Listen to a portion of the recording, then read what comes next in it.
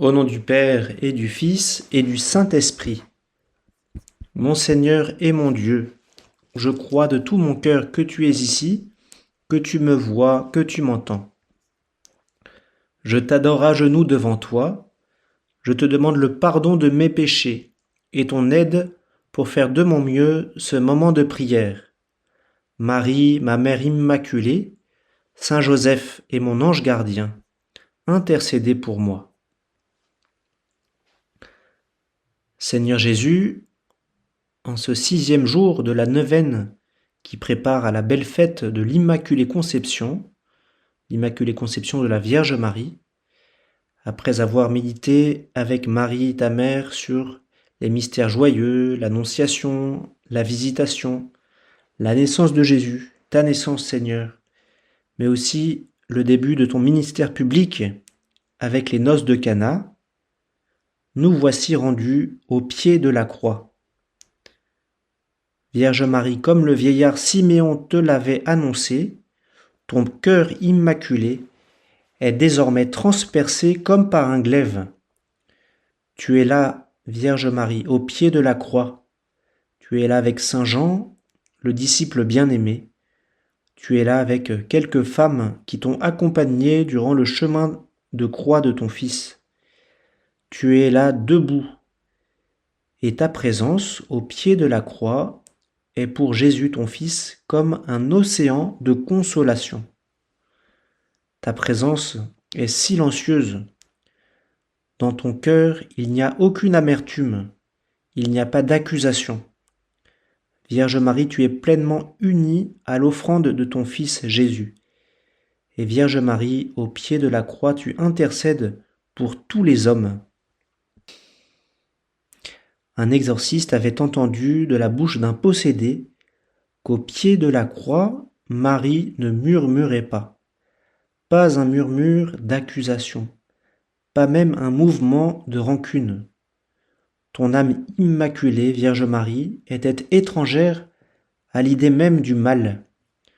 Alors on peut très bien imaginer la souffrance qui a été la tienne, celle de voir perdre ton fils sous tes yeux, ton fils qui est mort d'une manière terrible, mais plus encore, ta souffrance de voir tous les hommes se rebeller contre lui, la souffrance du péché des hommes qui ont crucifié Jésus le jour de sa passion, mais aussi ta souffrance, Vierge Marie, devant les péchés de tous les hommes de tous les temps, devant mes péchés, devant tes péchés, toi qui m'écoutes.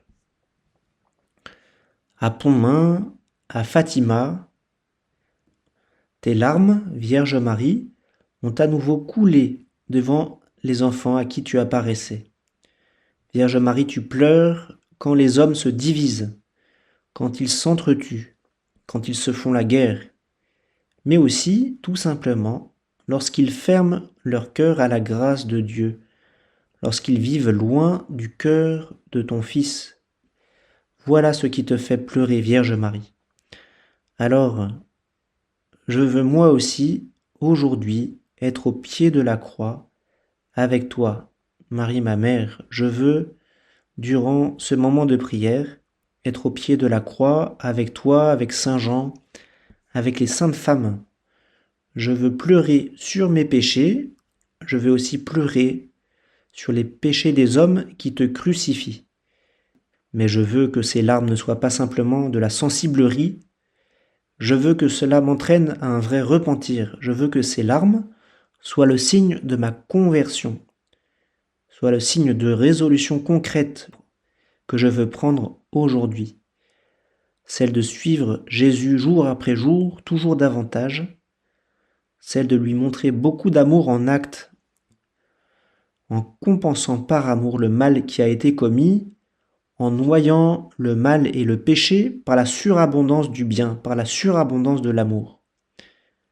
Fais que je sois avec Saint Jean, avec les saintes femmes présentes au pied de la croix, avec toi, Vierge Marie, une source de consolation pour le cœur du Christ. Marie, Mère Immaculée, tu es le fruit anticipé du mystère de la croix du Christ.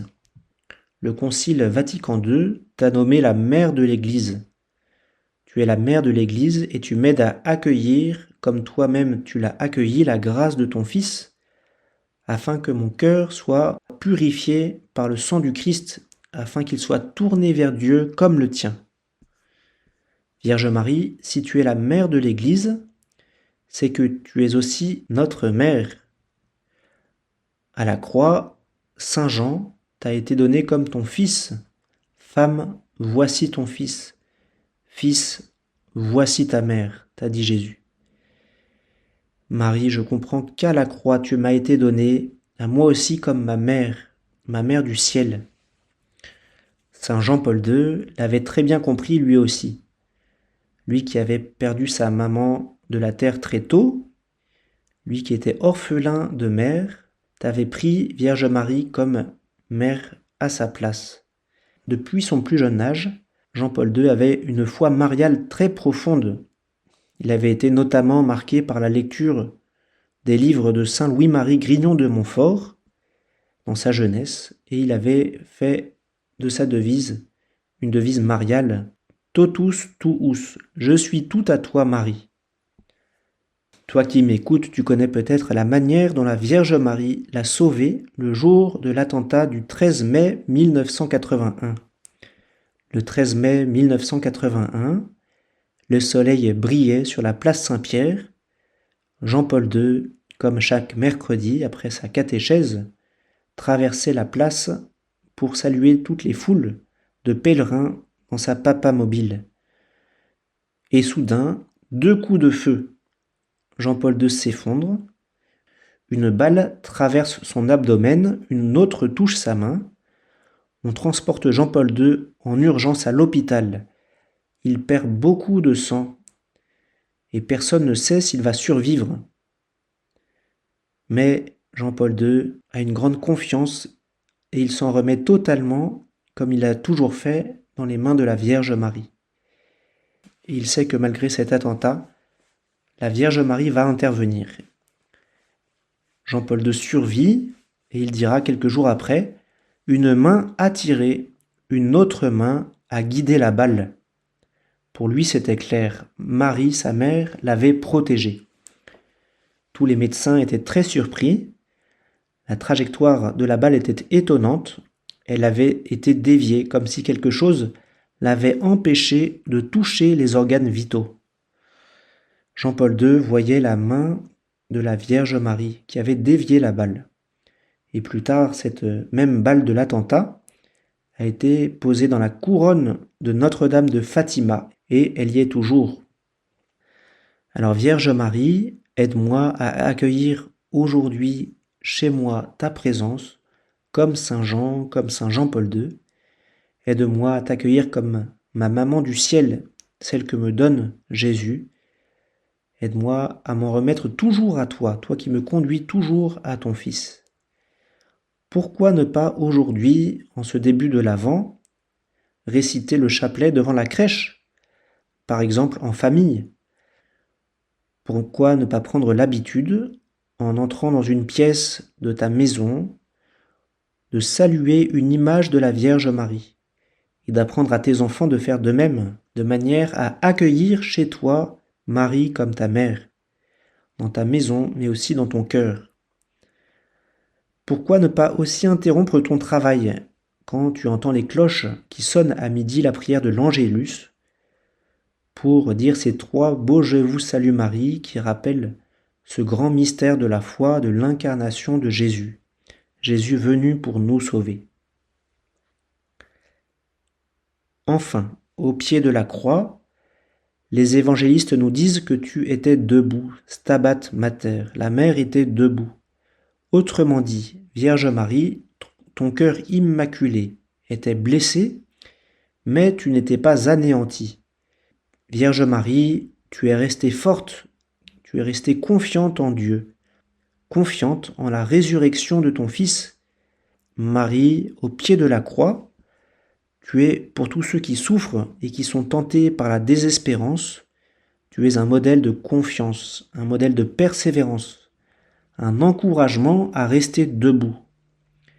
Alors Vierge Immaculée, je te confie aujourd'hui tous ceux qui souffrent, tous ceux qui sont tentés par la désespérance, les personnes malades, les personnes qui s'apprêtent à mourir, les personnes blessées, toutes les personnes de mon entourage qui traversent des épreuves qui humainement paraissent insolubles. Vierge Marie, viens les rejoindre, viens leur donner ta consolation et ton espérance. Et Vierge Marie, fais-nous croire qu'après la croix, il y a toujours la résurrection, et que dans la nuit de la croix, je ne suis pas seul. Jésus, ton Fils, est à mes côtés. Et toi aussi, Vierge Marie, tu es à mes côtés. Tu m'aides à accueillir la présence du Christ au cœur même de mes souffrances, et tu m'invites à garder une grande confiance en lui. Je te remercie, mon Dieu, des bonnes résolutions, des beaux désirs et des lumières que tu as semées dans mon cœur pendant ce moment de prière. Je te demande de m'aider à les faire fructifier, Marie, ma Mère Immaculée, Saint Joseph et mon ange gardien, accompagnez-moi toujours en chemin.